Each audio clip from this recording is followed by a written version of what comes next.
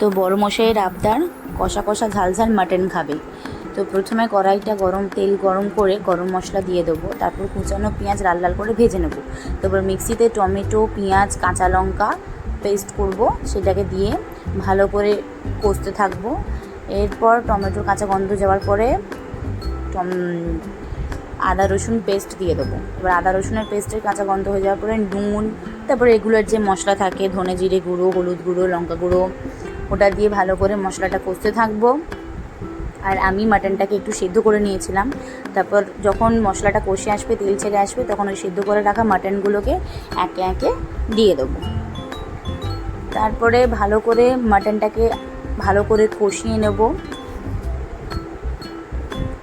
কষানোর পরে ভেজে রাখা আলুগুলোকে মাটনের দিয়ে দেবো। আর এই যে ফ্যাটানো টক দইও ছিল, ওটা বলতে ভুলে গেছি, ফ্যাটানো টক দইও দিয়ে দিয়েছিলাম। তো ভালো করে ফ্যাটানো টক দই দেওয়ার পরে আমি যে মাটনটা সেদ্ধ করেছিলাম, যে স্টকটা ছিল, ওই স্টকটাও আমি দিয়ে দেবো। এতে যেন টেস্টটা আরও বেশি ভালো হয় আমার মনে হয়। তো তারপর ভালো করে স্টকটা দিয়ে ভালো করে চাপা দিয়ে ফুটিয়ে নেব। তারপর রেডি হয়ে গেল ঝাল ঝাল মাটন। টাটা।